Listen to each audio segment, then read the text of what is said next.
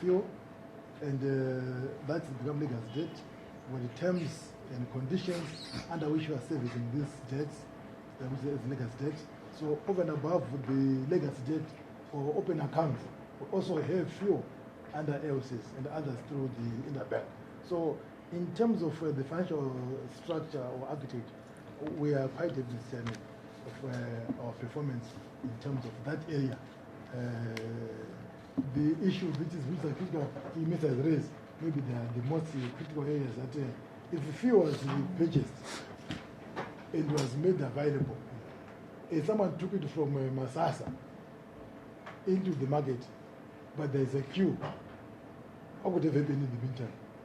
That's why I think that what the minister was saying was very critical. Other than this statement, we are quite happy with the arrangement and the interbank facility.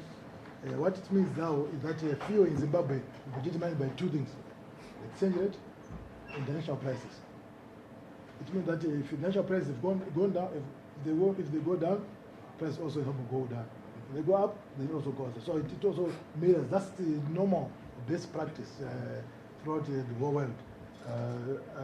In India, for example, price I think it changes almost on a daily basis. You have to take into account of the rates of exchange. And South Africa, you are all aware, I think it's fortnightly or once a month. And what we are doing here, I think it's, as Mr. said, I think it's a lack of confidence. What we are saying, it's lack of confidence. When people have no confidence that tomorrow they will see the fuel at the service station, human beings are rational. So because human beings are rational, they will continue going to the queue even if they will fuel in their vehicles, just topping up because of lack of confidence. So what we are dealing here is an issue about a symptom of lack of confidence. And I guess what the minister is representing will deal with those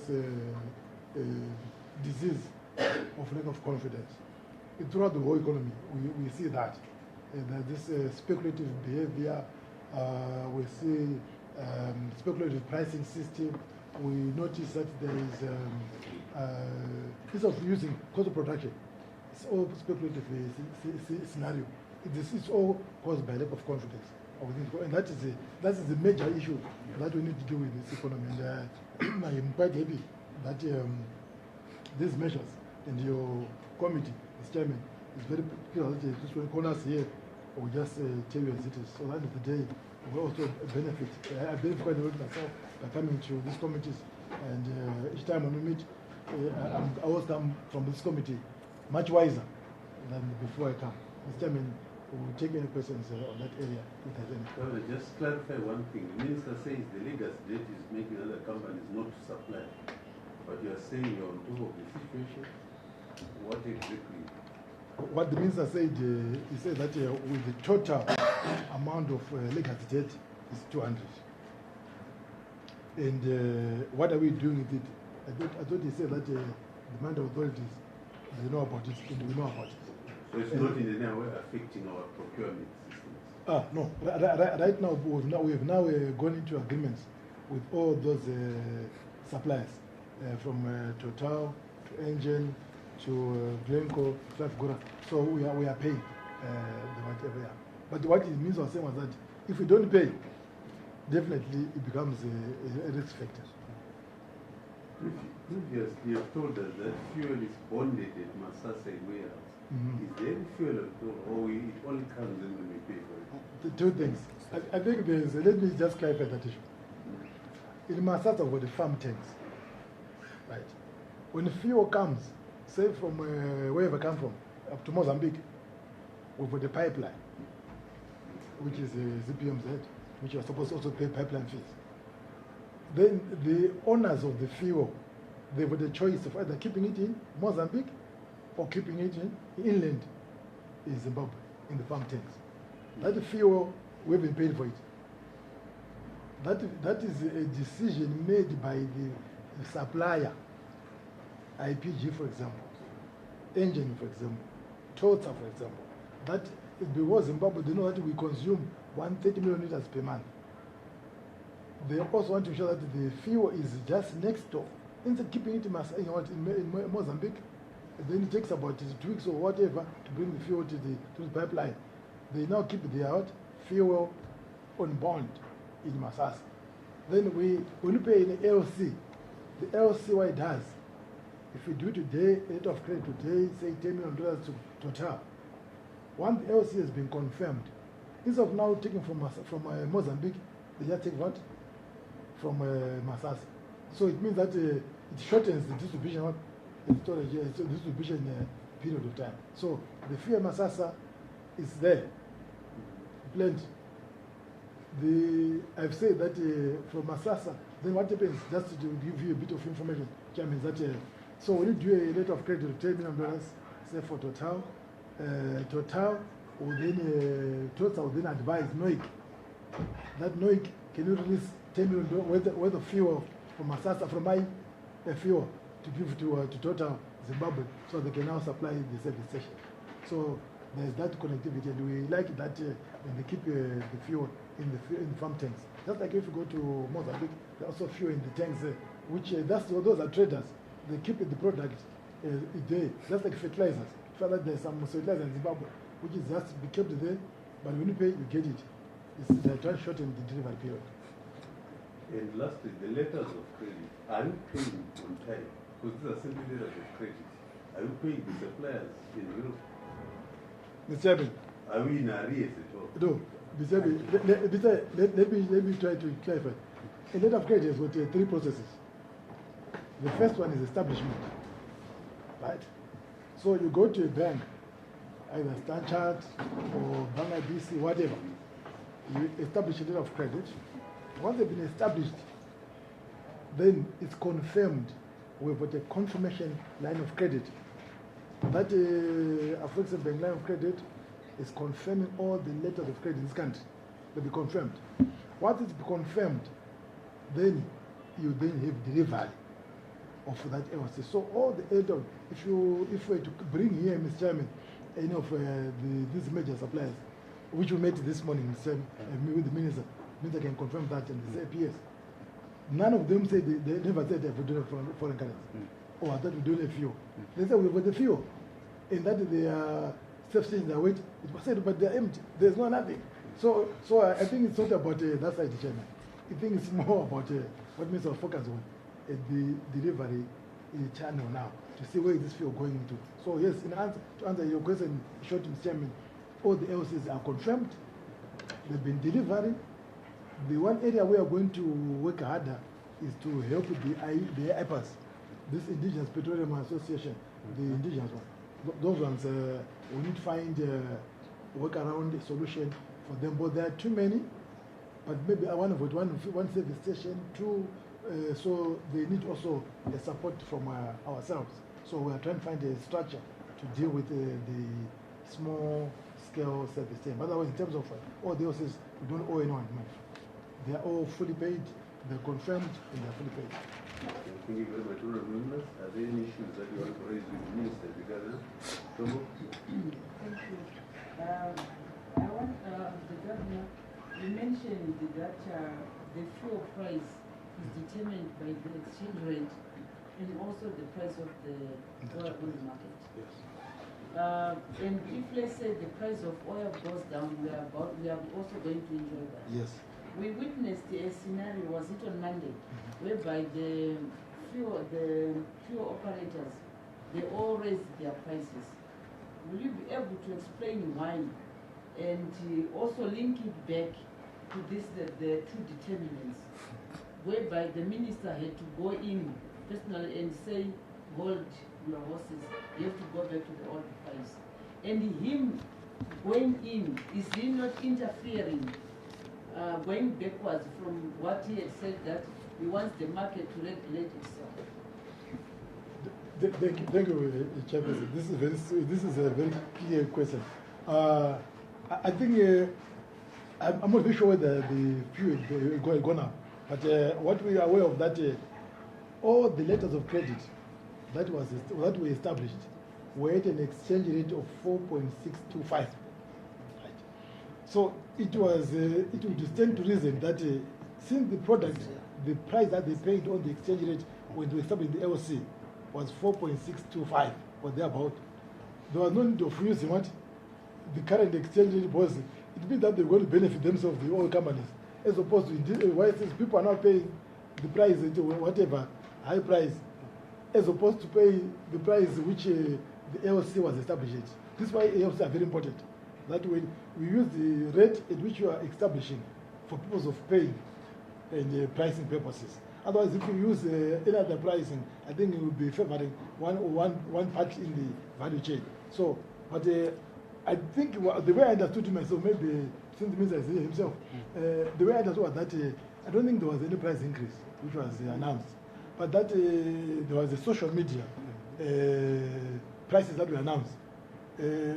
So on that because we are with lack of confidence, people tend to listen to more of the alternative facts as opposed to the actual facts. I think it's, when you stay in fear and panic, you always follow the panic mode. So otherwise, so in a way, you are saying there is no filling station that ever sold at a higher price. I can't confirm that, but what I can confirm that as far as I'm concerned, we never gave Zera a rate of exchange which they are supposed to use, which is supposed to adjust the price. So, but that's why Mr. said there's a Zera. So there's a Zera, but I'm not very sure. But I don't think there was any. What I know that was panic. The people were panicked to go and buy fuel at the lower price of 497, thinking that it was going to go up. So that social media story what it did was to cause panic and despondence. People trying to go and buy fuel at those service stations where it was too cheaper, thinking that it was going to go up. That's what we thought we saw. I sent myself a team, and that's what they advised me. Okay, you can just note the question will take a set so that they are responded to.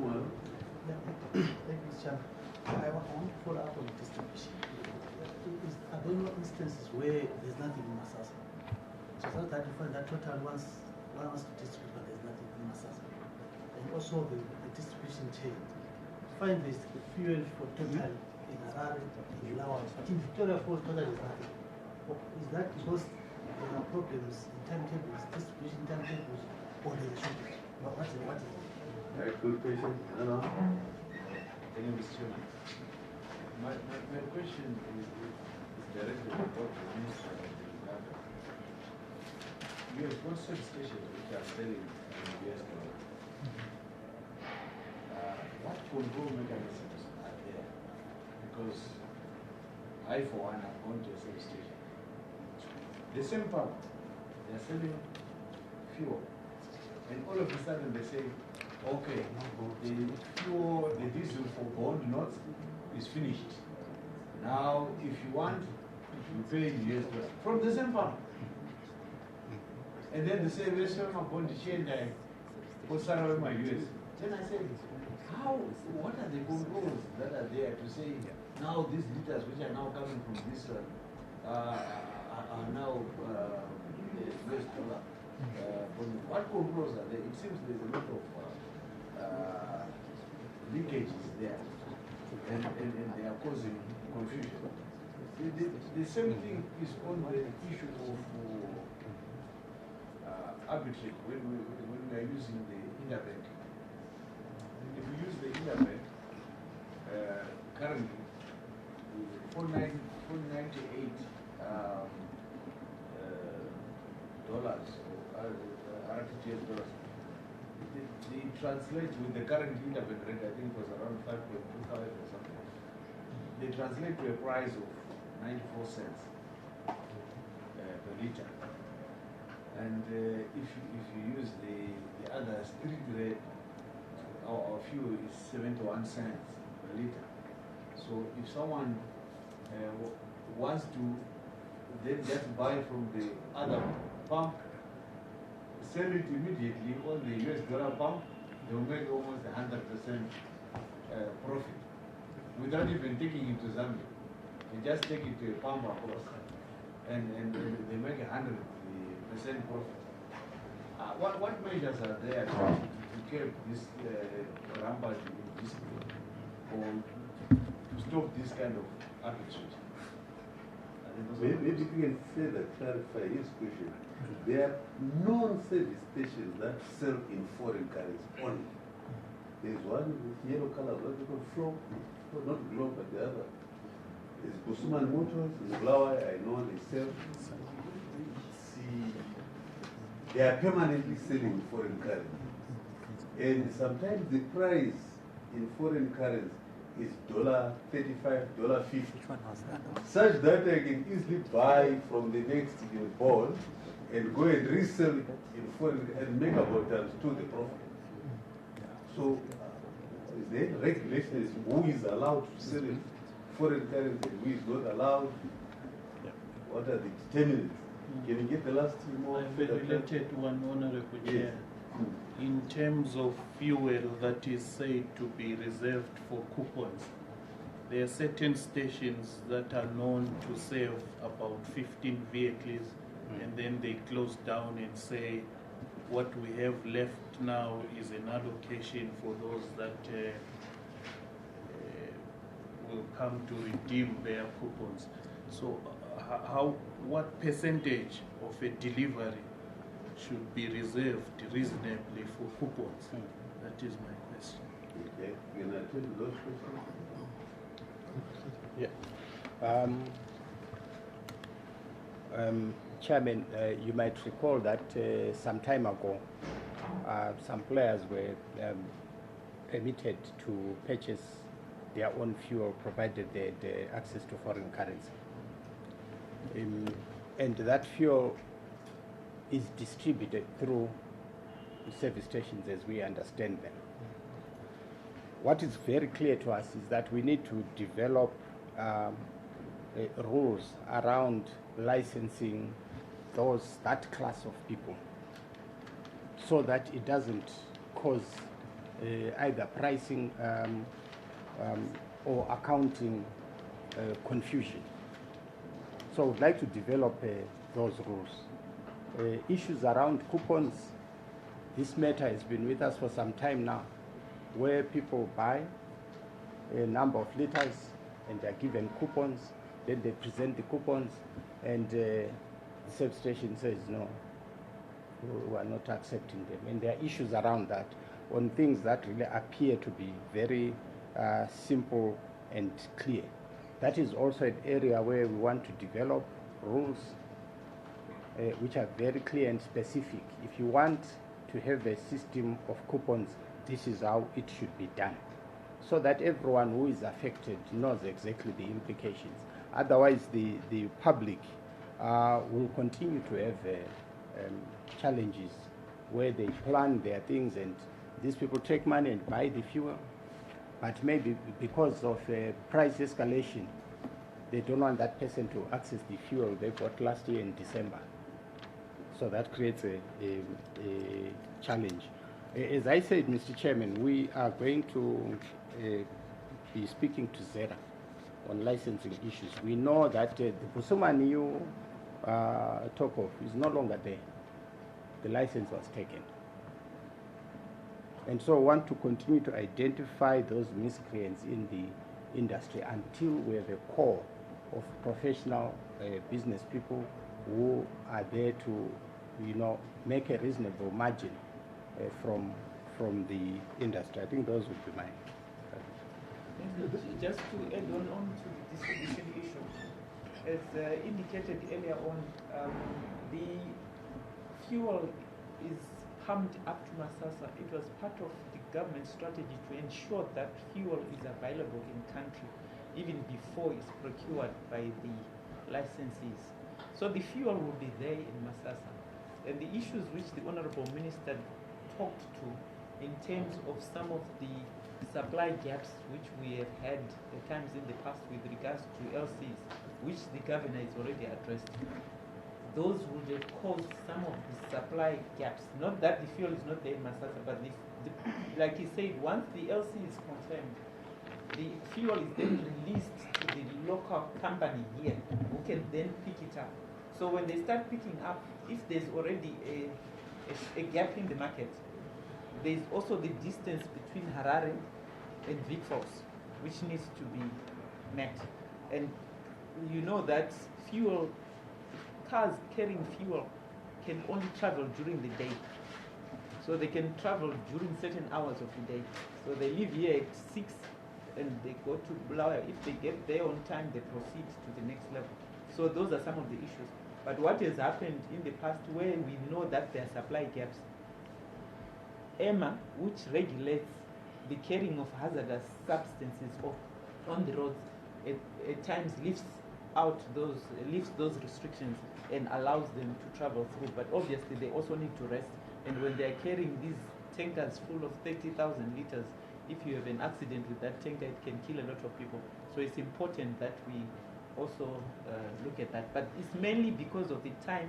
If there was a supply gap, then the time it takes to load the truck in Harare and to Vic Falls, that's when you have that challenge where those companies don't have fuel.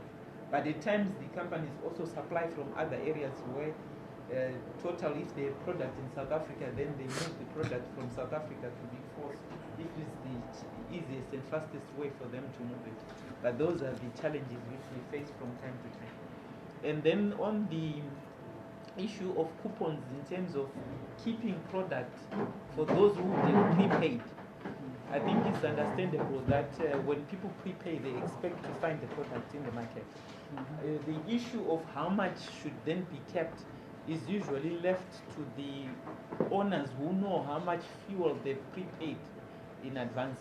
But we have noted your concern on the issue because it can be used as a strategy for hoarding in terms of that they should show that they do have people who have prepaid and they know their customers and they know how much they pick up on a weekly basis, and usually it should be related to that.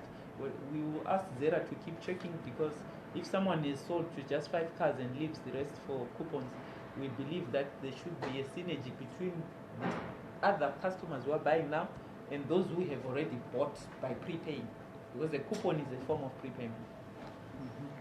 But it's something which has to be continuously looked at, and it goes back to the issue of ethical behavior, which the minister says the industry has to come up with some codes of ethics which they have to follow, so that it's very clear what guidelines we have. And it's part of the issues which we are also consulting with them so that we manage that. But ideally, if the product is in the market, all these issues really don't come into play. You were raising issues to do the price, relative pricing, regional and local. What do you think should be the price locally? Because you believe strongly that it's cheaper than our neighbors. While we think it's very expensive, but you say it's cheaper than our neighbors, and yes, our neighbors are coming to buy. Is that really correct? Then the second issue, you don't have money as a reserve. Foreign currency is a serious problem. You don't have it. But you import fuel in foreign currency and sell it in RTGS and then start looking for more foreign currency. Is it really worthwhile to be continue selling the fuel in RTGS, which will not buy any more fuel? Thank you, Mr. Chairman. Let me start by saying that rules are meant for people, but people are the same people who break the rules. Mr. Chairman, let me be very frank and blunt on this matter. You've said it yourself when the Honorable Sowa was speaking. Our economy, the major challenge is indiscipline. It's not about RTG, it's about US dollars. It's about indiscipline. We need to exercise the demon of indiscipline. It's coming from Satan, it was never there. Mr. Chairman, no, Mr. Chairman. Our economy, and from where I sit myself, okay. Mr. Chairman, being a standard bank governor who sees things objectively in a non-political manner, our economy is so polarized, Mr. Chairman. Our economy is polarized. Because the economy is polarized, what we are seeing right now, Mr. Chairman, these are the symptoms of a polarized economy. A lack of confidence. When people go on the social media and they advertise and they say that the price, even say that yesterday, that the Reserve Bank is going to what? Is going to reclassify FC accounts for individuals and for domestic industries into export FC accounts. That you can say that's a sick society. I think we are sinking so low as a society, whereby we now take what is wrong to be right.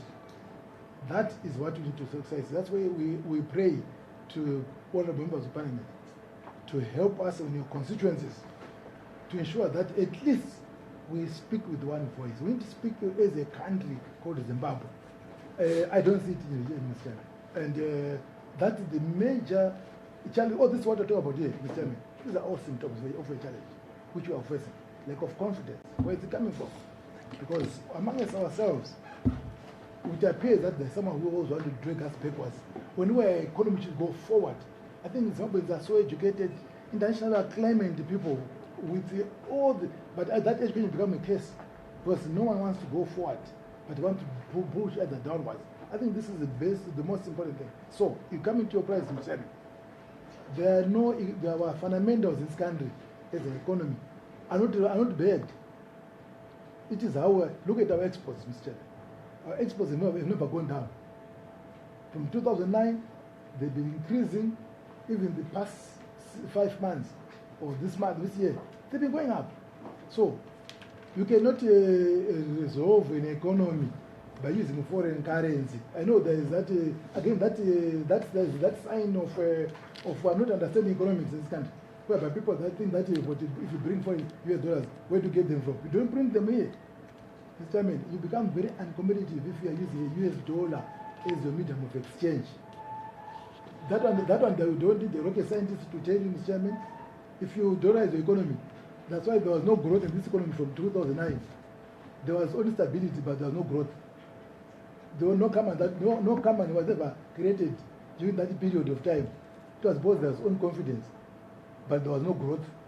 If you tell me any company that grew during that period of time, I'll be happy to get it there. I'll be happy to come and see it. None. Companies started growing when we provide them incentives. What this country requires, Mr. Chairman, are incentives for growth. What do you want to do in agriculture? You need to grow more wheat, so don't import it. You want to grow soybean, so don't import. I've come here many times, Mr. Chairman, that what you need is economy is production. Production, again production. If you don't have it, you can't have a currency. If Zimbabwe wake up in the morning, rate is us. I mean, that's not bring productive economy. So, Mr. Chairman, I'll be very frank with you. It's a sick society. Why are we doing what we are doing? We are supplementing the foreign countries in Zimbabwe.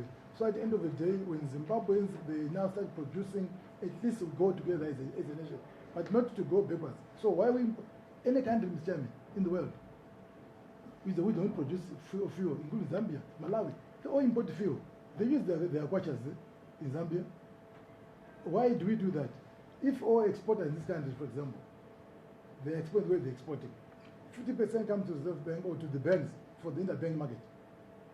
There's no problem. That will be sufficient.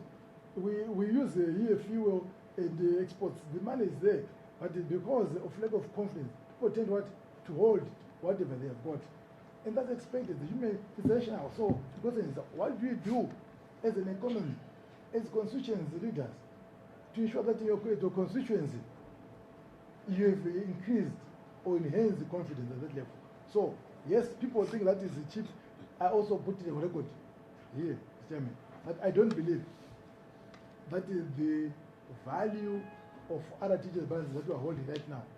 They can sustain or they can support the parallel rating, which is of 6.5 and 7. Right now, as we speak, people think that there is too much money other teachers in the country. I don't have it myself, but I hope also members of parliament in general say I hope they also have other teachers. So the question is, who is pushing the exchange rate in the alternative market? Who is that person who has got all that other TGS? Because for you to have an exchange rate going up, you need to have what other TGS in the US. So the question is, who has got abundance of other TGS money to drive the rate? The queen bees, these people in fuel. So I'm not convinced myself that this economy is okay. Because when I look at the aggregate figure, Mr. Chairman, we've got about $1.6 billion in the other TGS accounts, right? That 1.6 billion, if today you were to sell $400 million today at 5, what does it do? Takes away all what? RTGS.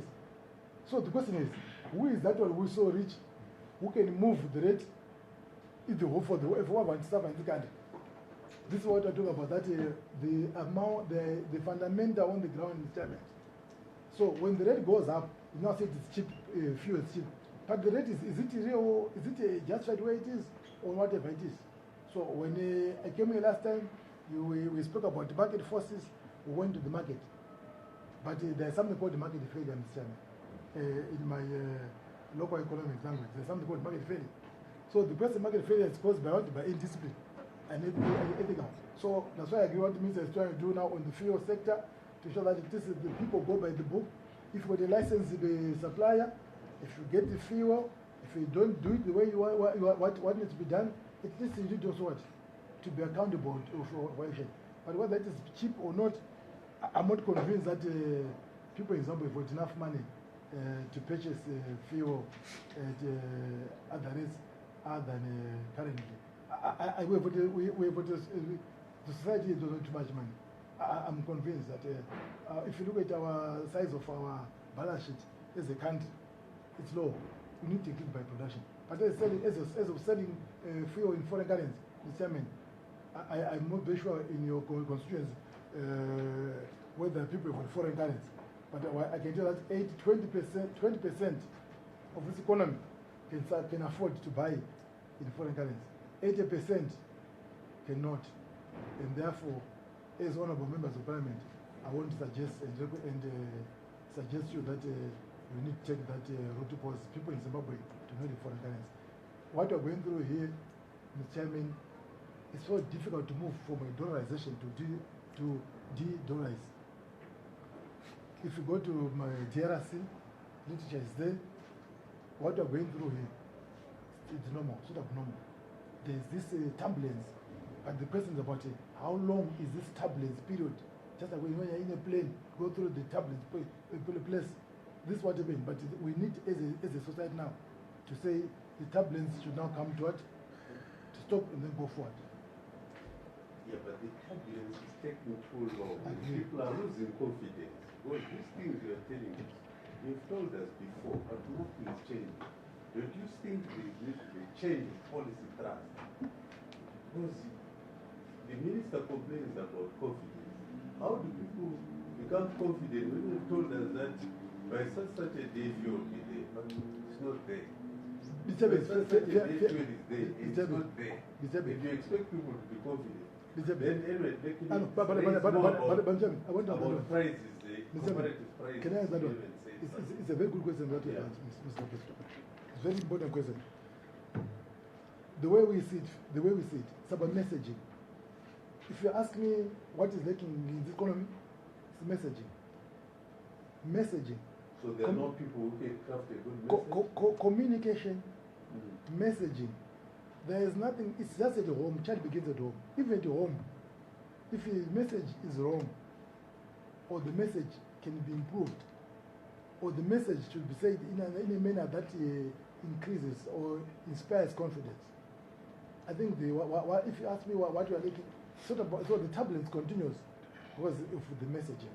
I think it's message that way. So it's communication. So what are we doing about the messaging? Is there anything that is going to be done about the messaging? The minister The can. problem is messaging, Yes. not fuel shortages. The messaging. It's true. Yes. Okay. I made the point earlier on, Chairman, that we prefer that in addition to the legal framework that is in existence, that our industry engages in some form of self-regulation. If they fail in critical areas that we have identified, as I indicated, we'll be taking the necessary steps to create the necessary legal framework that, for example, people need to understand, and I want to appeal to honorable members, first, to understand from the people within their constituency what have been their experiences with the service stations. That would be very useful for all of us. And that will demonstrate to us that it's neither the Reserve Bank, myself, nor ZERA in isolation that will solve the problem. So there is a need for us to be together on all these issues. It's also time for us to review the framework. Like I said, if there is an appetite for coupons in the industry, we are going to come up with rules to regulate that bit so that we are all in one position. We know this problem was a big one concerning red and coupons. Many people suffered, and I'm sure honorable members here suffered that problem. So this is why I'm saying we're going to carry out a review that will help us to deal with some of those things. Okay. Honorable All Chair. right, let me take Chombo, Umano, and Mary. Please don't forget the question about price. What is the price in Zimbabwe? What is the price in Zambia and others? Yes. Thank you very much. When the minister did his presentation, he mentioned the issue of confidence, lack of confidence in the market. And when the governor presented, he also mentioned that. Yes. When we opened the National House, we thought, yes, now it has been solved. People thought if there was going to be a difference, they could go now and deposit their monies. And right now we are holding the US dollars in our houses. Why? We don't have the confidence in you, the central bank. So everything from us, the community, they see you, the central bank, as the one who is letting the community down. You put in the instruments, policies, but you don't implement them. Right now we have shaken the tobacco industry. I don't know what happened there. So we are going to talk again next season about the tobacco industry. So we go back to the central bank. You are talking of the 1.9 RTGS, 1.6 RTGS in the market, billion. You don't even know who is holding that. And you don't even know who is fueling the black market. And yet we are all supposed to look up to you, the central bank. We get the new notes on the black market. You go on the street, there are new notes, $5 notes last week. They were floating. If I go to the bank today, I can't access more than 100 or 200 bond notes. Who is? And you are the ones who are the custodian of the bond notes. And you don't know who is fueling the black market. And you are expecting us to have confidence in you. So everything is because of the confidence, and you know it. You are the minister, the then Minister of Energy, announced that the manufacturing sector were going to be able to import their own fuel. Right now, you go to the industry. There's no mechanism, so I understand, for them to do that. So it was a policy that one has announced, but nobody is implementing it. So if we can tighten and implement our policies, I think we would be very successful. Right now, a successful market. Right now, we are crying that we don't have a system that can track the fuel from Noxim, from Noik to the pump. There are systems. We have Zambia. We can just go and borrow from there. Why do we want to invent the wheel? We have South Africa where we can copy from. But we are cracking our heads and minds from something, and this has been going on for years. For years, from, I don't know, from the previous republic and so forth. And we are still cracking our heads and so, for something that we can resolve if we really have the will to resolve it. So everything, we, of course, we are saying we have to work together, the central bank, the ministry, so. But everything we are saying, it goes back to the central bank.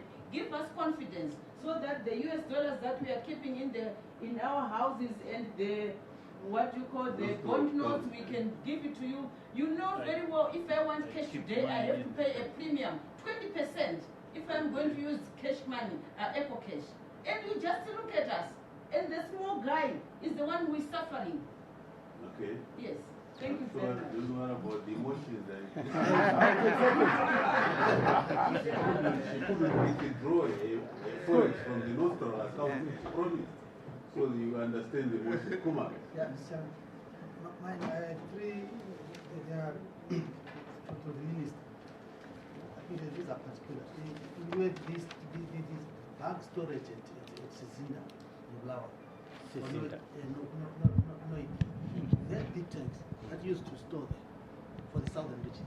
Then they are not being used. Why don't you say take from Masasa, put there so that it covers the rest of the southern region? Yeah. They are big tanks. Then secondly, we have the capitals. We have one capital that is neglected, Material in Dupan. There are universities, there are a lot of common projects that are going there. Homewood is last bought fuel when there was the president in November. Nothing. The CMT, nothing. There's a small private player who is, I think, that we licensed to buy from. He is not supplied, he buys from anyone. He buys from people. And the sales in foreign currency. No fuel in the capital city of Matabele.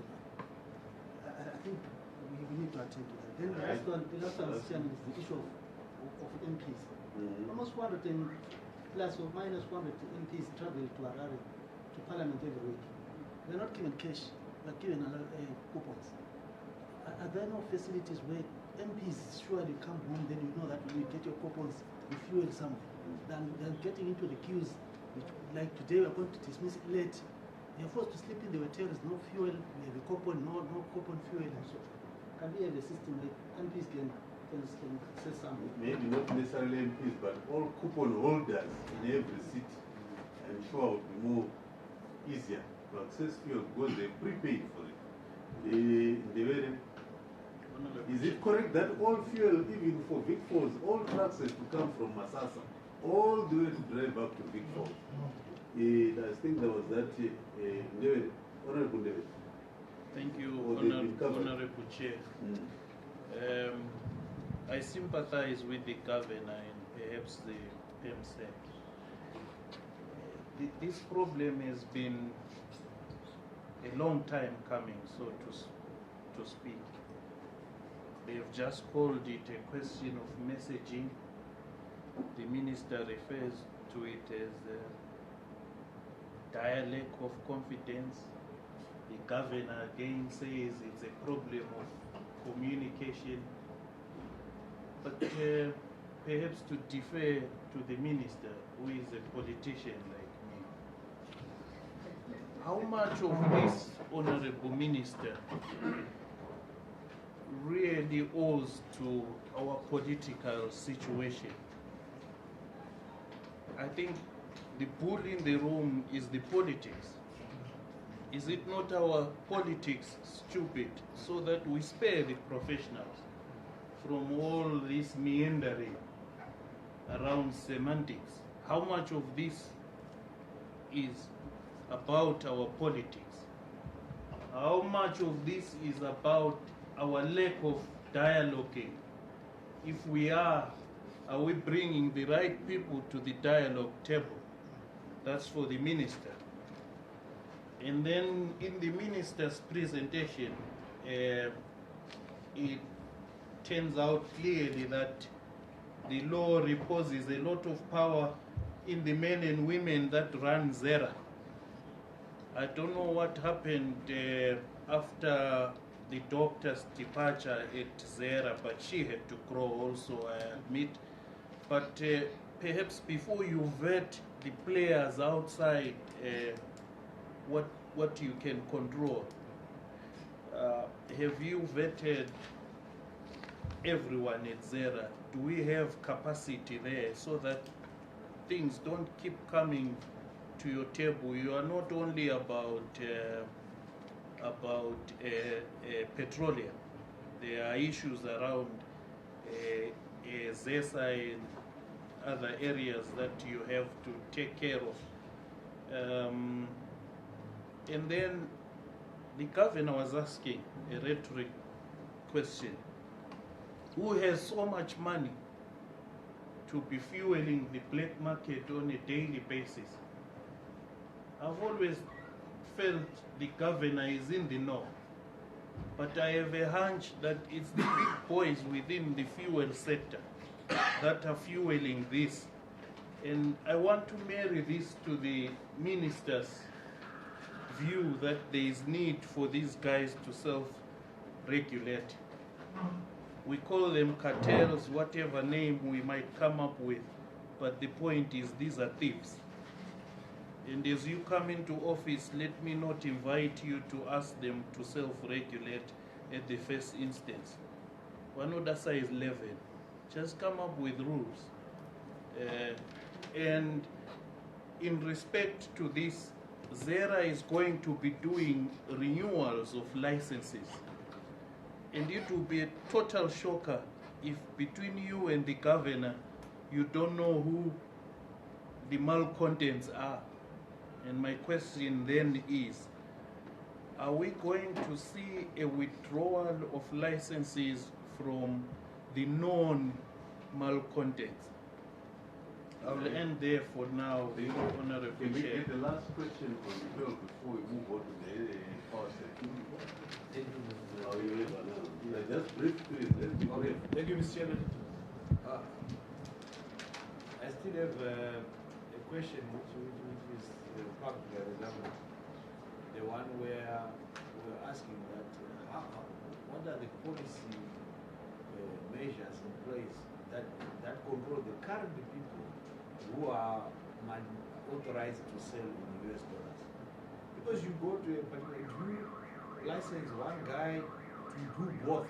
Because you go to a sales station, you are paying an RTGS. All of a sudden, the guy stops and says, "Now, the RTGS fuel is finished. Now it's US dollar." How does the mechanism work? We just want to understand so that when we are cheated, we can also we are empowered with the correct information to say it cannot be like that. So, but sometimes we agree because we don't have the correct information. The second one, when we met the governor last March, he had a brilliant idea, which he tabled, where he said, some of this indiscipline with the players, trying to control them, I've given them this LC as all the fuel coming and all that.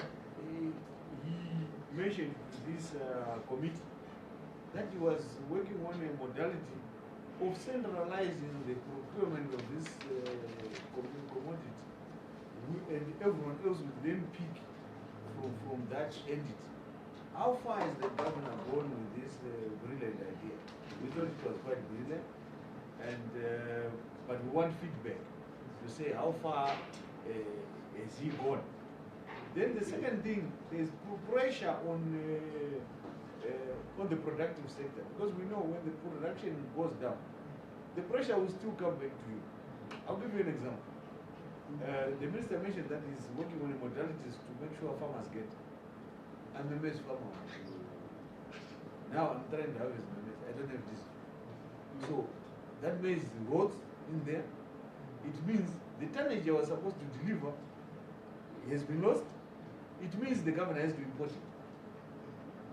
And then there's a problem. You on the other corner, there's a fertilizer producer there. He's supposed to deliver fertilizer to a wheat farmer. He doesn't have fuel. So the wheat farmer will have a sickly crop because the manufacturer of the fertilizer cannot deliver the inputs to his farm because he doesn't have fuel. At the end of the day, when the wheat production goes down, it goes back to the government again. How quick are we going to be to ensure the productive sector is capacitated with its own fuel requirements? I think Yes, two issues. How do we get private players to assist in the mobilization of foreign currency? Are we going to have a situation where we are going to allow private players to also, if they've got foreign currency, to import their fuel? And then the issue of fuel marking has been on the cards for a long time. When are we going to have the fuel marking put in place so that we know this fuel for this purpose and whatever, you know, it's happening in other countries. I was talking to Zambians last week, they said, there was an area where Zimbabweans used to bring fuel here, dump it in Zimbabwe, take water, offload it at a certain in Zambia, then come back because they wanted to have benefit of the not paying duty that time. But you know, when are we going to have smooth flow in the fuel industry? How you know, it's a continuous story. I drive every day from Murewa. Murewa, we have gone now for 3 weeks. There's not a single safe station to fuel. But if you check, you pass through Masasa, the accused trucks are loaded. They are just a few individuals who must maybe say, gentlemen, you have been in the fuel industry for too long. Go away. Why don't you move away? Because it's known. It's known that there's this player, there's this player, there's this player. And how do we have just a few players? We're moving from fuel, they are there. You go to energy, they are there. What you don't see, they may be in funeral homes, but wherever there is anything to do with energy, they are always there. Why? Why do we have just a few players? And a few players, like what she said, a few players getting, that time they were getting one-to-one from RBZ. And when you go there as an exporter to say, I want fuel, they say, sorry, we don't have. It's a painful thing to somebody who is exporting, bringing in foreign currency to the country, then at the end of the day, you don't get the fuel to carry out your production. So the few are getting preference, and why do they get preference? Why are they getting preference? And the other thing which I raised also is, at the present moment, Minister, people can tell you that you can bring fuel on your own. Zimbabwe does not accept fuel duties in foreign currency unless it has been agreed upon now. But as we talk now, you import your fuel, you want to pay your fuel duty in foreign currency. Zimbabwe says, sorry, we don't accept. So let's get all these institutions to come to say, we are one government. Right, thank you very much. If you can quickly respond to those and then move on to the next. Thank you, Chairman. Once again, thank you for the very insightful questions. Let me start by saying that, Honorable Chombo, emotions don't inspire conflict. At all. And more so if the emotions are also built on not correct information.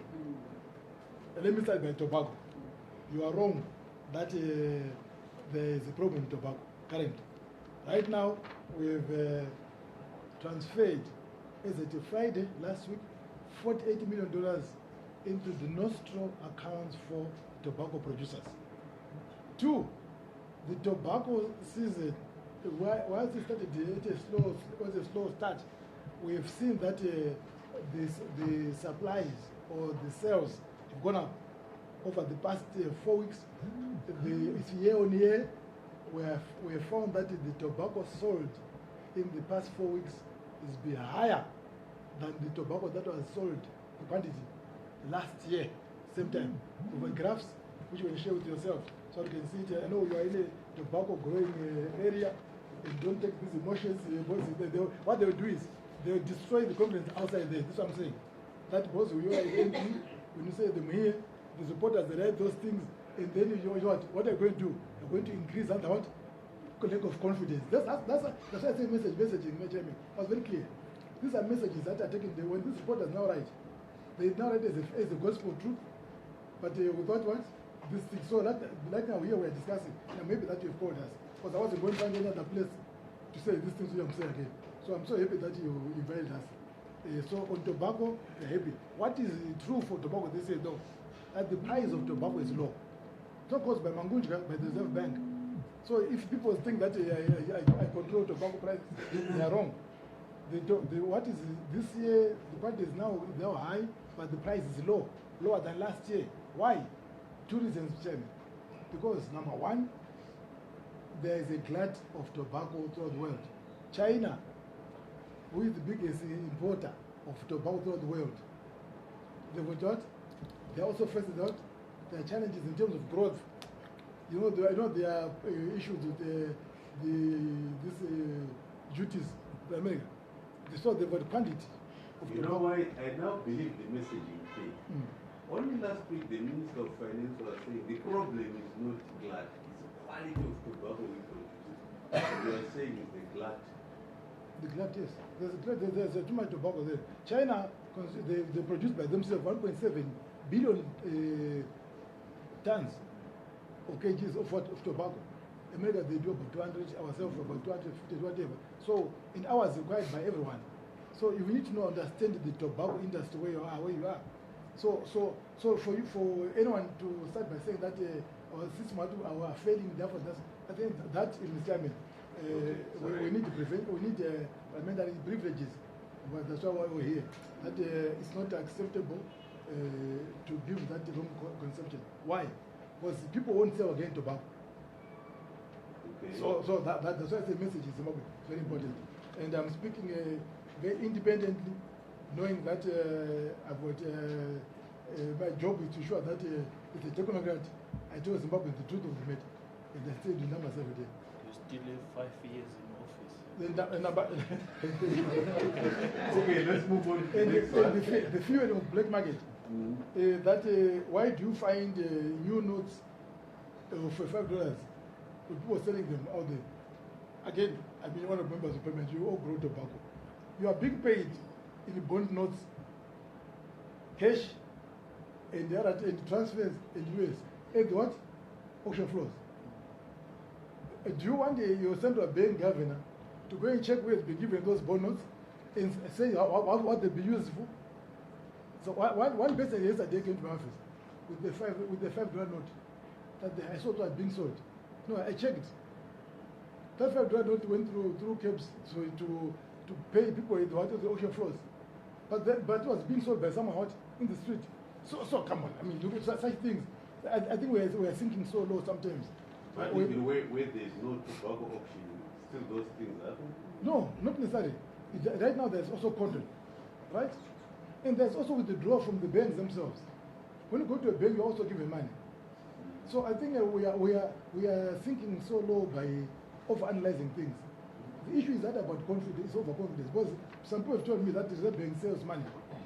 But I've asked even last time here, can you give me one single person who has come to you as honorable members of parliament, whom we have seen in the market, that I got this money from the Reserve Bank, and I told you in here many times, but no one has ever come back to me and with that information, and I'll be very happy when you have someone, I'll be very happy, but not here, sir. Even as MPs, when you hosted us in Bulawat, on your workshop for your ministry, you came with a brand new $5 note.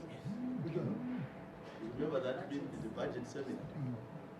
The allowance that you paid the MPs, you came with a brand new notes, $5 notes. Very simple. What happened in that workshop, which was for MPs? The ministry, which means that this speaker, whatever, who came to withdraw money? Because you see, there are government accounts. When you come to Reserve Bank and withdraw money directly from the Reserve Bank, just like when you do send money out of to the ocean floors or to the banks, it's given as new money. We don't give old money ourselves. So why you say that you're supposed to pay? In fact, you refuse to pay what in the bond notes, and the MPs want to pay what US dollars, which I also found is very tricky. No, but so anyway,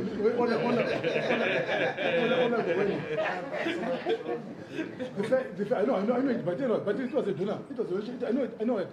I'm a big I know all the information for this people and to do the money. I mean, but that's not go that far. But what is true is that when you come to withdraw money from the Reserve Bank, you get money as new. When you send money to the banks, we send money as new. Then it goes what? To trade the party, their final beneficiaries. That is standard throughout the whole world. Do you think Fed will give you all the money? The Fed raise. So I think it's again the lack of knowledge on that area. I think we need more often workshops so I can tell you about what we central bank, how it operates. We are a bank to government and a bank to banks. Period. Not bank to individuals. And then the other one, so I've discussed with the issue about powder market. What I think is the best powder market is, Chairman, these are small trades that have no substance, but because people here, they love their social media, which you believe in. Someone just said, today the rate is 8. Can you tell me who bought money yesterday at 8 or 7.5? Aguna, Chairman.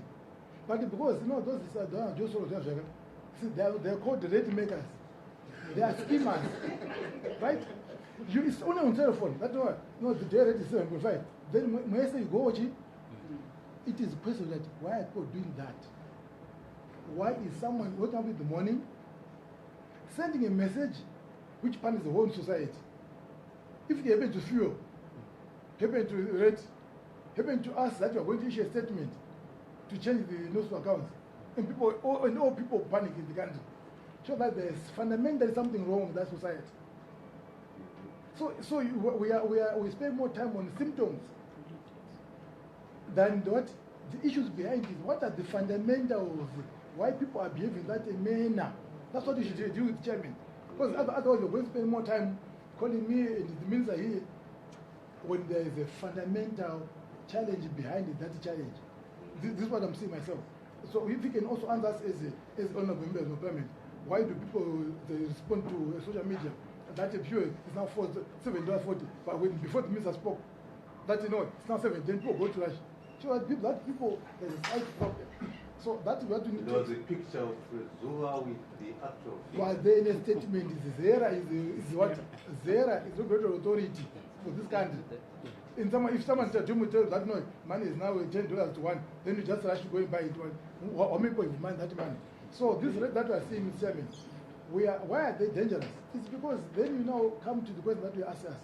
The price is low. Because you're not comparing with the non-existent exchange rate.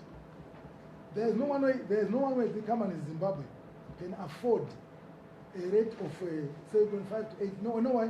They probably won't have a buyer. And therefore the companies can start collapsing. Right now the agri demand is going down. If you ask Delta, OK, all those guys, they'll tell you what it has gone down because people can't afford. And as a result, you can't sustain those rates. And this is political, which I don't know, is my honorable members as was saying. But from a technical point of view, there is no fundamental for those rates to happen in this country whatsoever. In the nostrils, to be honest with you, what we promised you to do, that's what you've done. That's why that's the reason why the nostril position is going up.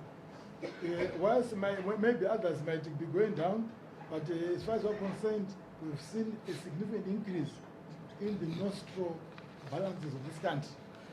And that is to show that there is confidence in building. And we want this necessary confidence, not supposed to destroy it again. Because if you say, Honorable Chombo, that the people are not happy, when the numbers show that they are going up, I think it becomes contradictory. I love what the MPs are saying, but when I look at the statistics, that's why we are saying the nostrils in the FC account for individuals, domestic nostrils, those ones are free funds. No change in policy whatsoever on those. So the more change in good policies, then MPs are like they're bad policies. Then I wonder whether we're in the same country. Mr. Chairman, your money in the banks is safe. Your nostrils, if they are there, whether for NGOs, individuals, or for domestic nostrils, they are safe, they are free funds. We only manage export AFC accounts. This is why that social media was there. That no, go and take your money from the banks because the government is going to combine the FC account for individuals and the domestic nostrils into what? See, someone just wake up in the morning. I think, Chairman, we need to ask ourselves, who is this person? So, in fact, I was going to ask people in security, say, what can they sniff these people? Then to be sniffed, you don't do that in America. Yeah, why come here? Yeah, so, Mr. Chairman, this is very critical. But this is very critical because the fuel issue is only a symptom of a general what? Of a bigger issue. What you cooking away, go over. So what we're talking about here, it's throughout the whole economy. So it's you and your honorable MPs. You need to help us. I pray to God every day that God help our MPs to see from their own constituencies. This is what is happening in their constituencies. And also help us. Let's all raise confidence. This is our country. We're all going to die in this country. So if let's say all of us were citizens of this country, no one has got more rights than the other. So why should someone go out there and lie to the other people? We don't all lie in this country. So those people will need to be dealt with first and foremost. If ever they are found, I think they will be dealt with severely. But fuel was available. The security was available today for those people. No, Mr. Chairman, fuel is just a symptom. We talk about indiscipline. Chairman, I notice every day in the road, in the streets. First, sometimes there are these small tables. See, they are in at the left hand. We were told when you do highway code that when you want to go to a traffic light, you continue going where. But see, that coming from this side to the right. Yeah. Someone died here. One of our friends died here this Monday because of this indiscipline. So this indiscipline is just cascading everywhere. We need to stop that indiscipline. Okay. So then the other one, the prices of fuel in other countries. In South Africa, I think it's $1.05 for sale about. Zambia $1.7 or thereabout, and it's higher in Zambia than South Africa. So in terms of the pricing system, yes, it brings arbitrage if you are using the power market. But I'm saying that power market only exists. It's only exists on paper. It's about $1 if you use interbank rate, or 94 is this side. Given that they were using the exchange rate of the LC of last week. That's the issue. And then the other one, German, just in passing, the registered operators in FC accounts, so using foreign currency. We are going to be gazetting or specifying those service stations outlets who are authorized to sell in US dollars, so as to ensure that we also monitor them. So that whatever they sell, they put money in their banks, and then they buy their own. So they just become money revolving. So those ones are horrible. So the measures is there. Is there the Ministry of Finance and Reserve Bank been working on this matter. I think it's now almost done now. That's what is going to be the issue. So at the end of the day, they designated service stations who are supposed to sell foreign currency, and then so they don't confuse those people who have foreign currency. So, but what your question is about the double dip. So people don't double dip using the money from the RTGS money, they're using the foreign currency for their personal benefit. That's also come about the regulations. So that is the position. And the issue about tracking, I agree about tracking. Tracking is very important in Chairman. Whoever is gotten something needs to be tracked. And in the mobilization of resources, I think this is what we're going to do. Once we do that, people will know what they're supposed to do. Otherwise, for this matter, Mr. Chairman, we are together. I enjoy all the issues. When I become emotional, I don't talk more about the committee, it's about the economy. I love this economy. But the bit is when people who are so educated, too many resources. But I want to combining our education to the resources, endowment, to make this economy move.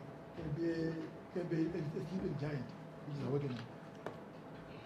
Taking too long to write that day. Is there anything that you want to take up from those questions? Yes, I have a number of very direct questions.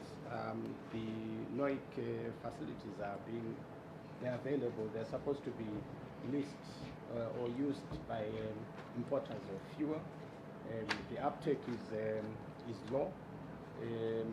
Maybe NOIC needs to look at the business plan around that. Lupane, I did mention that we need to have a rationalization of distribution. So we've asked the industry together with the regulator to come up with a framework that will ensure that fuel gets where it is supposed to get. Coupons, I think I've made clear there that we'll see from the market if they have appetite for that. They can either come up with a code that is binding amongst themselves, and if there is need for us as government to issue a statutory instrument dealing with coupons, we are going to be doing that. Honorable, they will speak about the issue of politics and so forth. I think all of us, when we're in Parliament, we see this every day. every day. Every day. So we can't pretend. And our people, because our leaders, take their cue from what we do in there. When we are busy howling and shouting at each other and not addressing matters of national interest, we must know that we are wrongly messaging to the people that believe in us. It's very clear. The indiscipline in Parliament, all of us see it every day. Sometimes the Speaker is not in control because he can't shout enough. Yeah. Dialogue, there is no better, it does. Yeah. Dialogue, there is no, that's why I'm emphasizing that in the industry that I was asked to superintend, I'm going to be talking to the players. I'm not going to be fighting them, but if need be, I'll apply the legal framework that I administer for that industry. So the dialogue must happen. Yeah. Less of shouting, but more of constructive discussion around matters of interest. Zera board, whether we vet people, when you get onto a statutory body, you get vetted. When you become a minister, you also get vetted. But I want to say that a key part of the success of this industry will also revolve around issues of governance. If you ask Dr. Mangudya, he will tell you that as a regulator, he has guidelines on governance. So all banks know, and this is international. So we also want to look at that across all parastatals. So it's not a question of having so many people on boards or 50-50. We want the correct mix of skills in a particular board. And I'm carrying out that exercise. I would like to understand exactly who does what, where, and what have they done before. What are they planning to do for this organization? Self-regulation. By self-regulation, I mean that we're already regulating the industry, but there is a residue of matters which we can leave to them. For example, if they decide to say coupons can be transferable across companies, that's up to them. They can agree on that, and they can sign a memorandum or a code of conduct. That is up to them. But on certain areas, we need hard law. So we'll look at the law and see what improvement we can do. Renewals of licenses and so forth. We are not going to arbitrarily withdraw licenses. I've emphasized that to Zera that they should consider this matter, but in considering the matter, they must ensure that the rules of natural justice are applied to everyone regarding what should be done. I believe that we need to give more information to the public. I also believe that there is need for more cooperation and information exchange between the regulator as well as the governor, as well as the ministry, so that we know. People can't play us, they can't show him one side and he doesn't know the other side. So we want to be able to share information for decision making and policy making as well. Fuel marking, like I said, we are looking at ways of dealing with this. There are debates around the effectiveness of fuel marking, and people can question this and that, and it's not real time. What we need is a real time.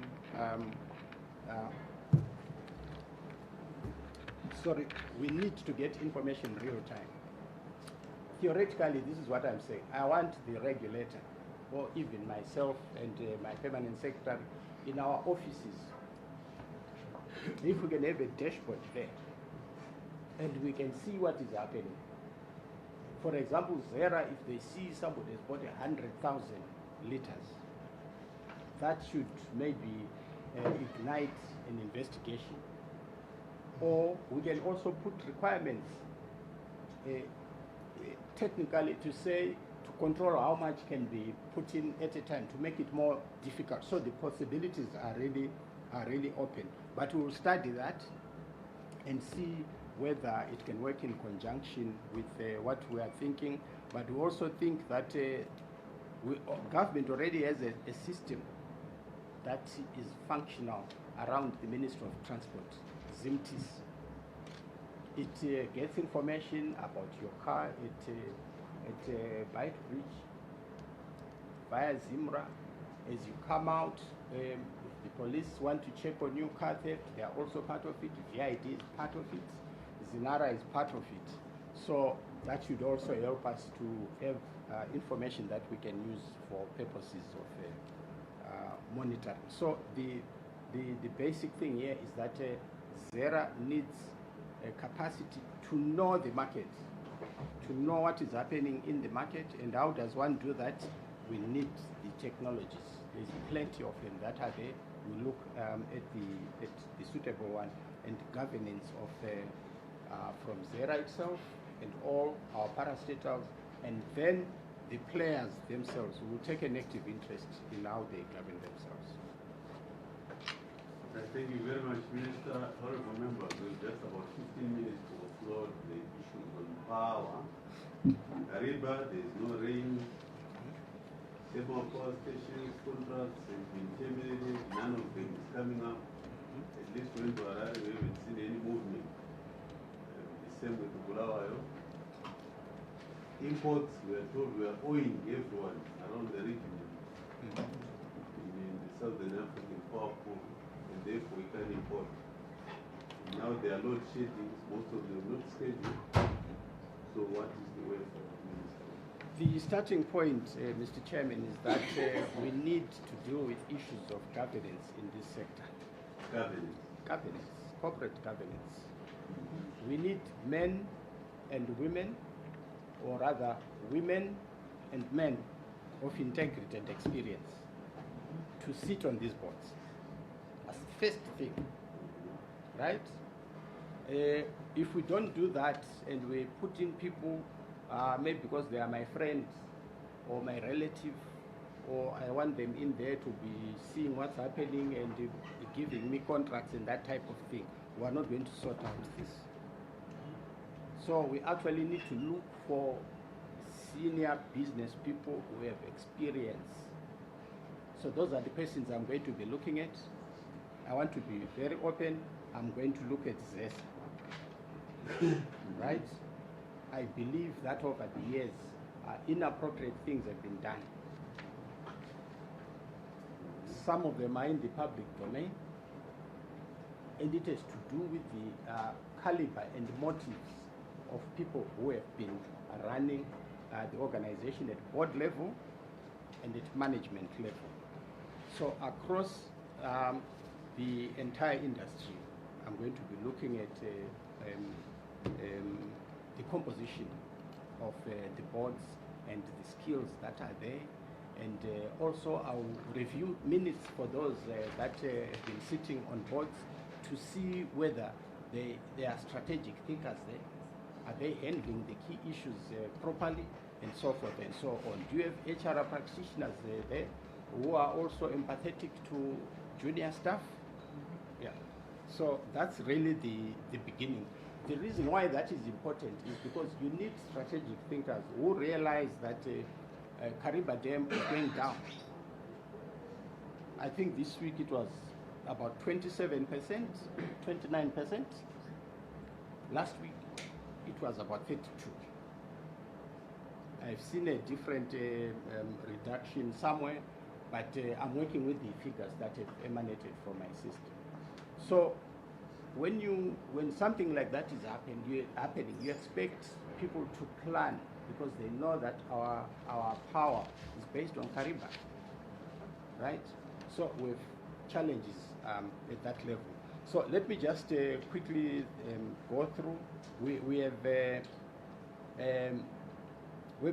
been producing about 1,100 megawatts. 1,100 against a demand of 1,500.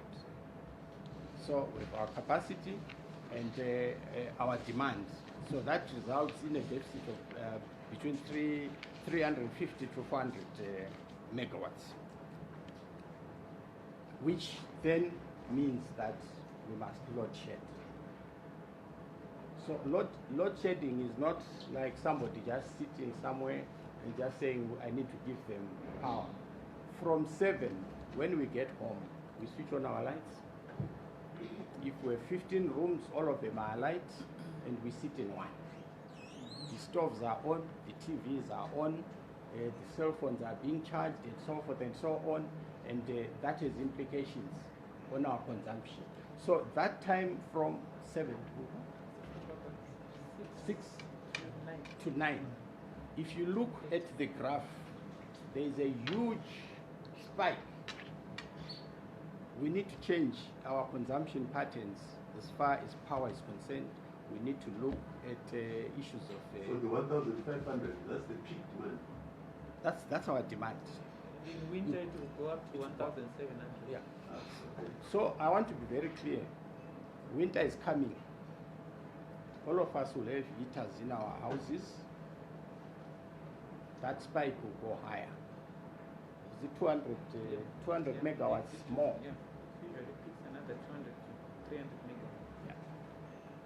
So that's the reality on the ground. So the hydrological situation at Kariba is very, very serious ramifications on what we should do going forward. We need to plan.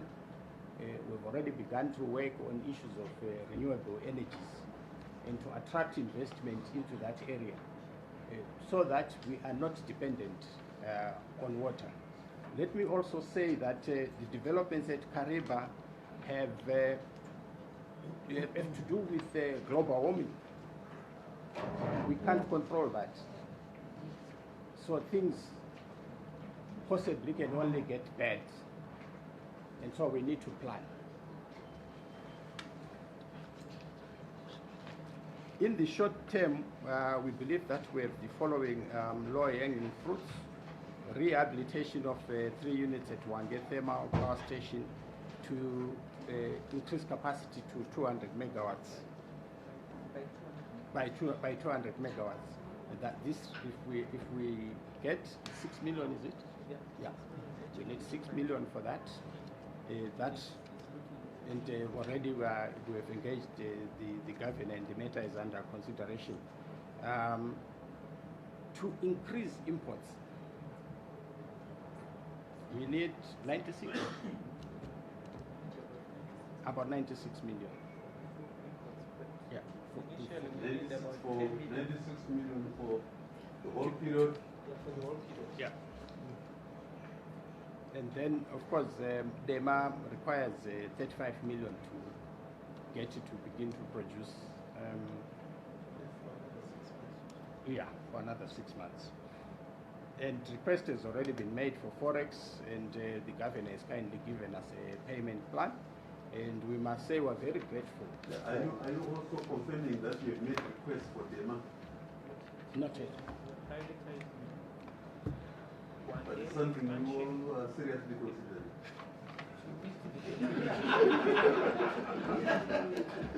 DEMA project. The investment is there.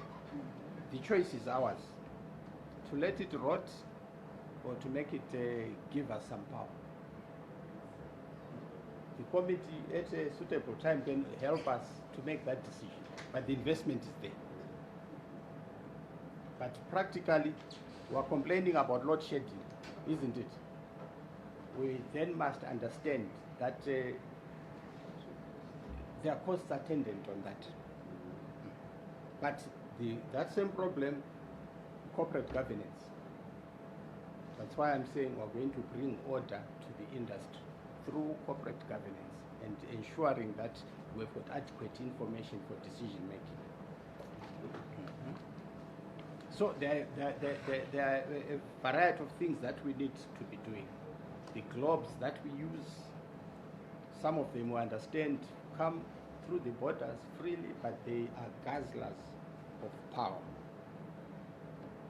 We have issues about government departments. As you are aware, ZESA is owed 1.2 billion. There are local authorities in there. 304, about 300 million. That is settled in ZESA. Government departments about 32. I've been told ZANU-PF gurus have asked ZESA to itemize. Then we'll see the component of those who are called chefs in there to see what contribution is made, because when it is said, it's them who are settling that issue. So that's a very important thing, because when you have poor corporate governance, procurement is very bad, right? That's how you get the Kwanda situation, where monies are just paid like it's nothing. That's why we want serious people, experienced people to handle that. But also the downside of that is the inefficiencies from poor procurement systems, if there is a system, poor corporate governance, all feed into the request for a tariff increase. It's obvious, isn't it? That explains why it was decided that we will hang on to this tariff until we really understand what creature this is and why it's so difficult. It's a gold mine. Right now, another matter that I must sensitize honorable MPs, vandalism. Vandalism. As we speak, we need 2,000 transformers. That's Forex. And we all lean on it. We need 2,000 transformers, and people are now operating in gangs in high-density suburbs. Some guard and protect the thief who is up there bringing it down. This is a very, very serious matter, and we need to look at the penal provisions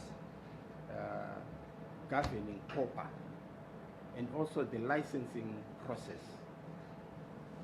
We understand there is a significant number of licenses, and I would be interested to know, because we don't mine copper. So I know that there are companies that are in this line of business who need copper. So it's an area that we need to focus on, because we suspect that is the loophole through which this copper is going. And it's going to cost us a lot of money which we do not have in Forex. Medium and long term, we have the following projects. Wange Thermal Power Station expansion project, where 2 units of 300 megawatts each will be installed. This one, I'll just mention it for the record. Kwanda Solar Power Generation Plant, the capacity of 100 megawatts. Patoka Gorge Hydroelectric Plant with a capacity of 1,200 megawatts. Bulawayo Repowering Project to increase capacity to 90 megawatts. We also have the following under consideration: Gairezi Mine Hydro Power Plant with a plant capacity of 30 megawatts. Mutare Picking Plant with a plant capacity of 120. Insugamini Solar Power Generating Plant with a plant capacity of 100. Harare Repowering to increase capacity to 100 megawatts. Now, what is critical is this: we have so many projects that whose execution is not been consistent with the risk that we're facing. So this is an area that government is going to be monitoring very, very closely to see if somebody is given a license. Who I've asked for that detail to say the whole list, who has a license, when were they given the license, what are they doing about the license, when do I get my 100 megawatts, so that we are then able to say to this committee, this is our plan to raise 4,000 megawatts. We need 1.5. so the balance will export. So there's a demand, a reason, a necessity for us to ensure that these projects are tightly monitored, given the seriousness of our situation. Lastly, Mr. Chairman, preparedness for winter wheat.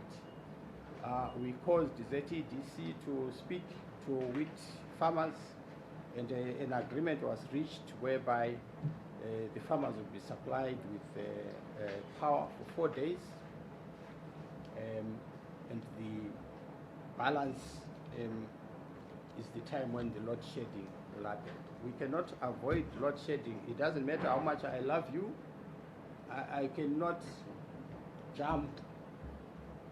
So if there is a school here, we need there to be a plan.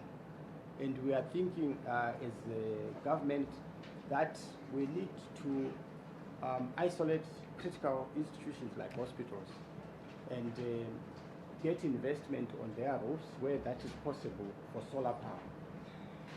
This means that they can use solar during the day, and during the night they can't be used, and they can go on to this. And we believe that if we do that successfully, which we know we will, that spike will come down significantly, saving the country both forex and power. But there is a need for behavior change. I would say that is all. Thank you very much. But just clarify, between now and June, when Kariba will be back, in terms of its hydrogram, if it rains, because it has to peak in about June, do you foresee any generation plan coming in line? I'll answer. Those that you've said medium term. Yeah, I'll answer the first part, and I'll ask Permanent Secretary to deal with the second part. There is no guarantee that there will be water. We didn't know that Chimaniman was going to happen. There was lots of water there, which has caused challenges, generation challenges in Mozambique. So we don't know. What we are seeing is a generally northward, southward movement of the levels of Kariba. And as far as we are concerned, if the movement that I spoke to, 32 to 29, is the trend, if it goes like that, we'll probably just say after 14 weeks, Kariba will not generate any megawatts. Okay. Any other issues? Maybe I can add on the issue of your question on the additional capacity. We have talked about Wange. We have Unit 6, which can give us 170 megawatts. As soon as we sort it out, we have that additional capacity which will come in. We also have Unit 3, which has been limping. If we bring it back, so we can have an additional plus or minus stable 200 megawatts. Just repairs. Those are repairs. Once he's already given the money, is paid the initial deposit. So in the next 2-3 weeks, we will have additional capacity of an additional 170 megawatts. Once we have paid also the initial 5 million for the imports, we should be able to unlock more from imports, which will increase that capacity. Right. 7 and 8 is still on plan, is still going, but that one is due for end of 2021. That's the first unit here, 300 megawatts will come in, and the second unit will come first quarter of 2022. So everything is moving in that direction. But we also have IPPs which are under construction.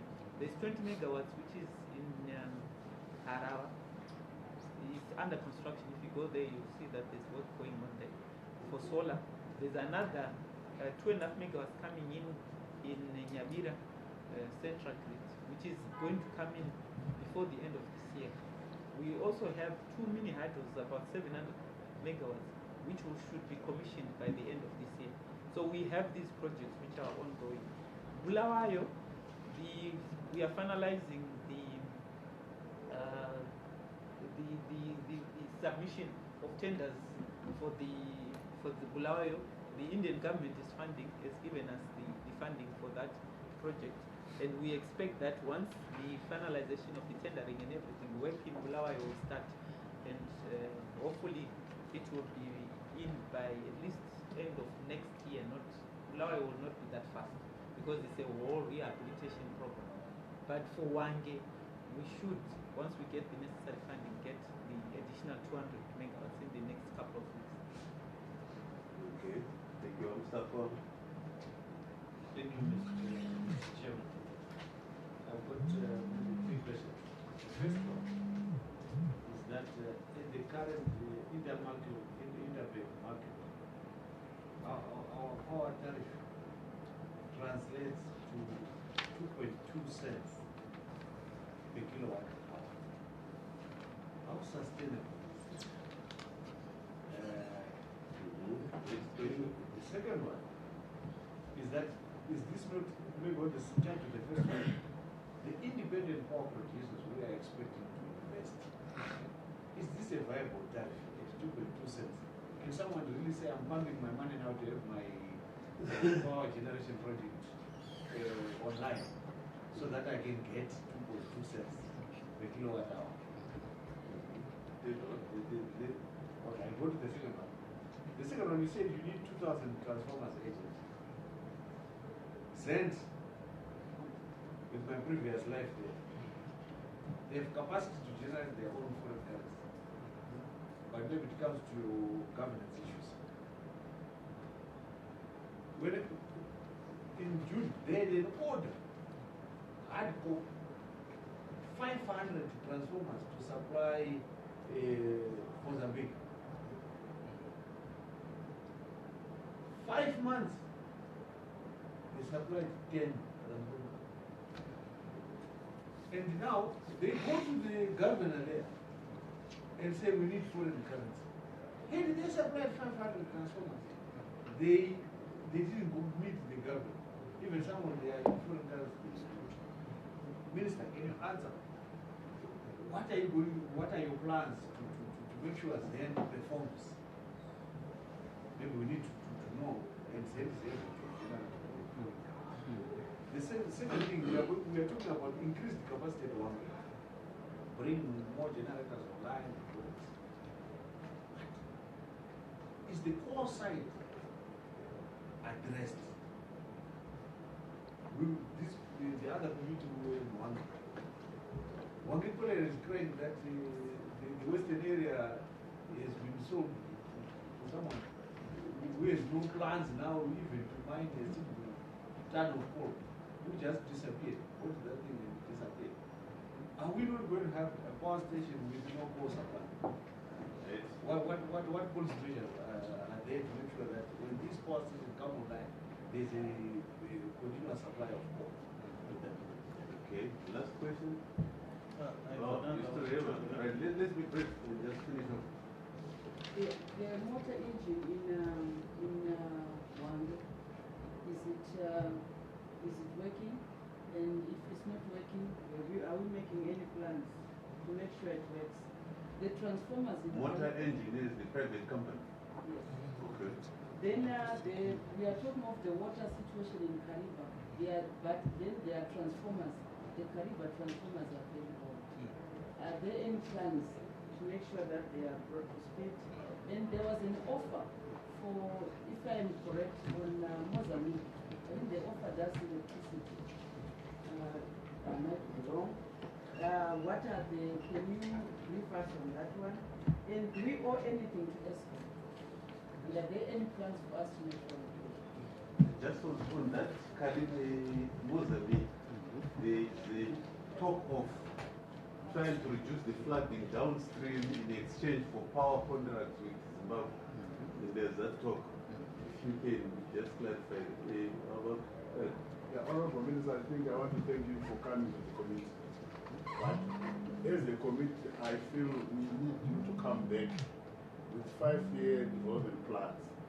Because, like what you say, there has not been anything happening in the power generation sector. If you go to Wange and Bulawayo, some of the generators there about 1932, you know, before all of us were born, they are there. So what, you know, you need to just hydro, what have you got 5-year plan? Solar and wind. this idea of these generators that are brought here at the second to say they start want to generate power for people. No, they want to generate money for themselves. So let's look at things that are sustainable for this nation. It's unfortunate you are there, you have to face the reality. It's fortunate. Yeah. But we want a 5-year development plan where we can assist, where you can also, it will be an eye-opener for everybody to understand. Because this government has not invested much in energy. There's not been much investment. We've been, like this report you are told of Blawa, I read it. When I came to Parliament, I was told there's Indian government agreement, Blawa, Temo, Indian government agreement, Harare, and Munyaki. These ones, I think these are ghosts, leave them. Let's create new things that are visible. Because this repowering, we have heard, and there are some people who have benefited out of this repowering. So let's get new things that will, take this country. Vision 2030 requires a lot of electricity. If we compare ourselves with South Africa, we are battling with 2,000 megawatts. South Africa is 60,000 megawatts. Well, how are we going to achieve all this? If we need, we bring nuclear power. Let's do it. Right, last question. Chairman, without wasting time, let me thank the Minister for being honest, especially about integrity and governance issues at ZESA. But given the magnitude of the disaster at ZESA, I feel the 1, 2, 3 people that are facing prosecution is one too little. Are we going to see more people facing prosecution? Because people must understand that whether Urimzukuru wangu, if I appoint you to a board, you have certain duties where if you fail or if you are found to be complicit, you must face prosecution.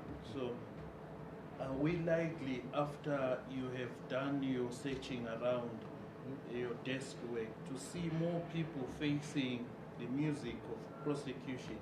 And then secondly, Honorable Chairman, if I remember very well, in the 8th Parliament, because this is a house of record, we sat in this committee and we were told by the leadership of George Famba, without hesitation, that they had been asked to remove ZESA meters from farms belonging to sitting ministers at the time. And that by extension carries on when you see ZESA now taking former ministers but to court for outstanding debts. But that also carries on into your colleagues in the cabinet, Minister. If you may implore them and also bring them to book if they are not paying, because it all comes back to you, Governor. Outstanding debts come back to the ordinary citizen. We leave debts for Bazukuru. So everyone, I need an assurance from the Minister that he is not going to leave any stone unturned, because we are a Christian nation and the Bible says we must all pay our bills, Honorable Chairman. We must not steal. And we must not steal. And what pains me, Minister, is I have seen ZESA money on Facebook being flaunted by characters that deal with the ZESA. And for me to learn that it's just 2, 3 people they were dealing with, I would like to see everyone that has sat on any board that has endorsed a deal that has led to ZESA money to be flaunted on Facebook like that, facing the music. Thank you very much, Minister. You can just debrief from those. Sorry, with your leave, Chair, can she start? I would like to speak to the investments in the sector. I just want to put the record straight to say that since independence, we have invested quite a lot of money in the power sector as government. If you look at Kariba between 1998 and 2003 it was upgraded from 666 megawatts to 750 megawatts. That was the first upgrade which was done in Kariba. And the latest upgrade, which is the additional two units which added another 300 megawatts. So we've moved from 666 megawatts to 1,050 megawatts in Kariba. That's the investment which has been done in the last 10, 15 years. And we are now currently constructing Wange, which is a 1.2 billion investment which is going on now, Unit 5 and 6. And if you go there as parliamentarians, you will see that there is construction which is ongoing. So investments in the sector are happening.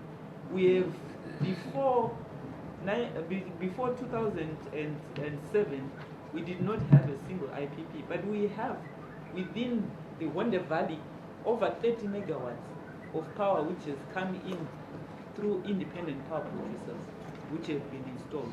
We already have solar which is feeding onto the grid, also supplying into the grid as investments. And you are aware that through the Electricity Act and the Energy Regulatory Act, government opened up the sector for private sector participation so that they can assist in the development of projects to ensure that we have additional capacity. The ESCOM we are talking about, they used to have 44,000 megawatts. They've moved to about 55,000 megawatts. The additional 10,000 has come through the renewable energy program through private sector investments.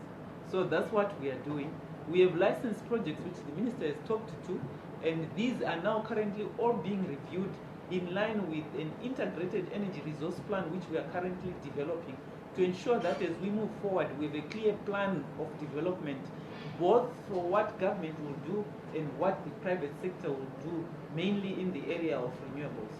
The minister will soon be launching a renewable energy policy which will also be addressing the issue of how we are going to procure new capacity going forward in terms of renewable energy projects.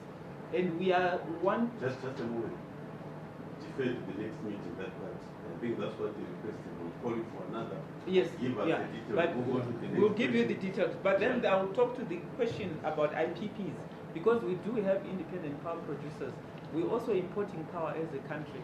And whilst the minister said that there are issues which need to be looked at within ZESA, which is the restructuring, the governance issues, obviously in the long term, at a regional level and even in this country, we will be obviously looking at types, looking at being cost reflective in line with what is costing. It's a sustainability issue. In the meantime, there will be some interventions through which there will be funds given to the utility so that there is continuity for them to operate. And those issues are already under consideration. That's why we have the additional capacity coming in from the reserve. And the issue of IPPs will not sell the power at the one which ZESA is selling it. Just like people like the imports, there will not be a 2 cents. There will be a different cost for which then they are put into a basket, for which then the average tariff is determined.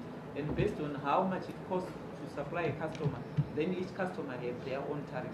So those are the issues which will be considered now as part of the cleaning up of ZESA, to also look at what is the cost reflectivity for each level of customers.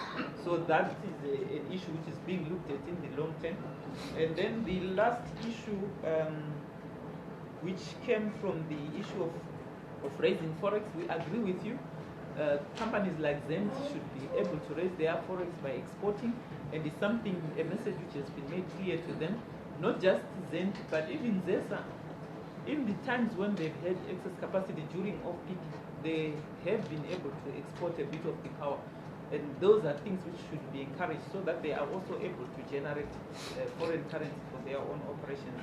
And you are aware that some of the projects which we did, they are linked to export contracts so that we are able to mitigate against the risk of non-payment and ability to generate the foreign currency to ensure that these projects continue to happen.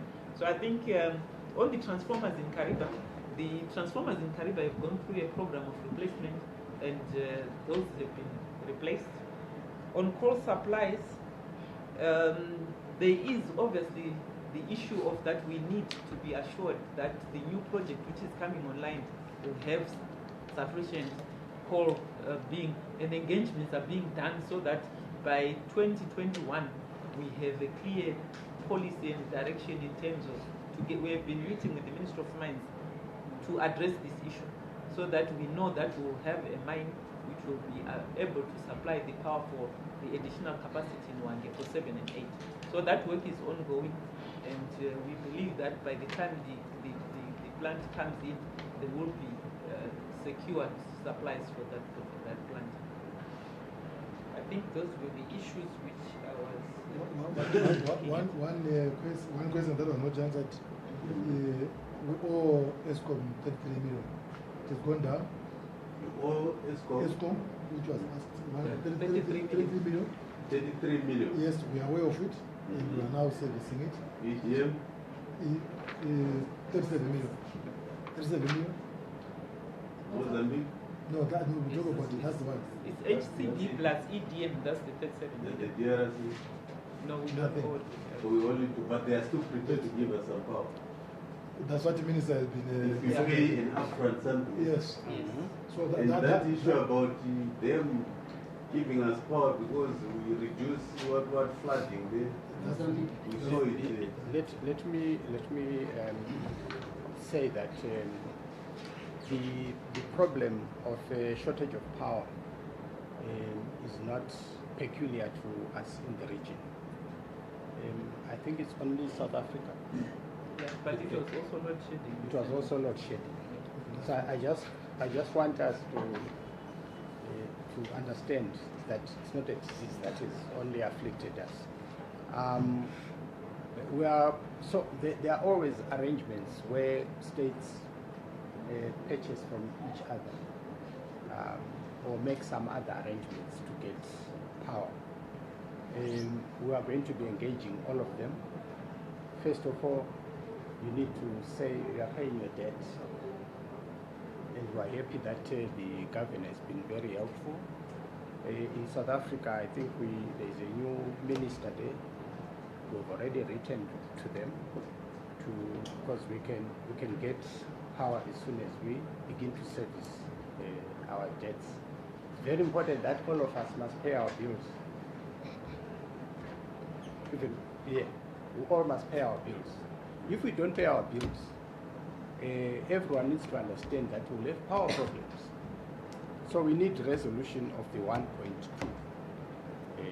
billion. Local authorities, 300 or so million. Or to say. Yes. Yeah. Individuals, they are also in there. Yeah. So we need that issue to be resolved in a professional manner. And we've asked the leadership there to attend to this matter. We are also engaging government departments, all money to ZESA. And we want a framework that removes that debt from ZESA. Then I think in conjunction with other strategies, when we've sanitized that balance sheet, we can now begin to see a professionally run organization because we left proper leadership. I don't think we should plan for 5 years. We need to plan for beyond. To do that, we also need to make information available to investors. They need to know those who want to do their grids, little power generators, where our people everywhere in the country have got access to power. It's ironic, Mr. Chairman, that the people of Mola in Kariba, the people who died for us to have power, the people who were shifted from where they lived, don't have power. Their nearest connection with power are the power lines which pass over their houses. So we are going to be identifying areas across the country which have not been attended to in terms of power. And I want to assure you that we are going to start with Mola. This is why we need to avoid situations where money just disappears, where adult professionals do things knowing that they are doing the wrong thing. So I want to answer, Honorable, your question. The idea is not necessarily to go and fire people there. We want to be procedural. There is a forensic report which is there. It's horrendous. I've read it.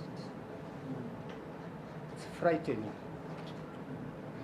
So the point I can make to this committee is that all those people, the leadership at ZESA, were bound and are still bound by the provisions of the Public Finance Management Act. If you negligently cause loss of public assets or funds, or you collude with your friends and you do things and you lose money, that law is going to be enforced. I intend, after studying this report, which I said it's unbelievable. It's unbelievable, but we need to ensure that the leadership at ZESA follows through on the recommendations. And we are still clarifying our own minds as to what immediate steps we take regarding the governance, so that we take steps that prepare us for a properly run entity that is very central to our economy. So if somebody has to be arrested, it will be arrested. If people were careless, if you bump into somebody's car, you pay, isn't it? If you're not insured, it's you who pays. The same should happen at ZESA. People who have done things that have cost us money must pay. Thank you very much.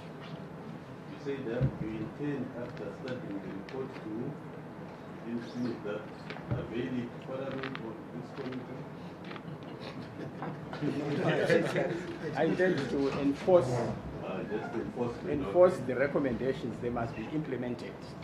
Anybody who has been who has found wanting, yeah, they must get out of there. I got that part, Minister. Yeah, and it's what I didn't say that you didn't hear. Because we'll be happy to. Minister, I think it has been a long day. I want to thank you. Yes, there was I'm sure it's something that was supposed to we need to consider. The price of gas has gone very high. In the last meeting, the government assured that we are going to re-look on the issue of supporting the gas sector. Because the price of gas is almost 3 times the fuel. It's no longer an alternative. So thank you very much, Honorable Minister, for availing yourself. Thank you. And the governor and the FEMSEC and Zinganyama is always in this committee. Minister, let me thank you in advance. This weekend we are beginning on a tour of the various infrastructure in your ministry, starting with Kariba up to around Wange. We want to expose the members to what they have to pretend offer. And I want to thank you because you've been assured of maximum comfort from the ministry during the tour. Thank you very much in advance. That's my voice. They've never failed us anyway. So it's not the first interaction. We are going to tour other infrastructure. We want to select one part of the country. Yes.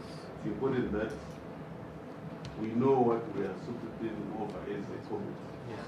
So we really want to appreciate it. But thank you very much for coming. Yes. And if there are any issues that are going to arise from our talk, we'll be very glad to invite you again. Yes. Try and get clarification. Otherwise, for now, thank you very much. Thank you. If you may be excused. Thank you. Thank you.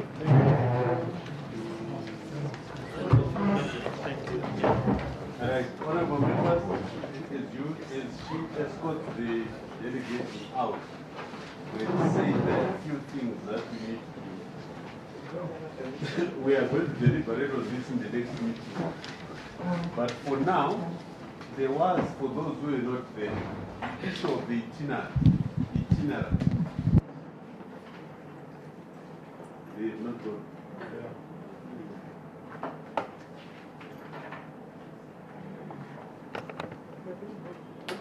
came in very late, my friend. You lost a lot.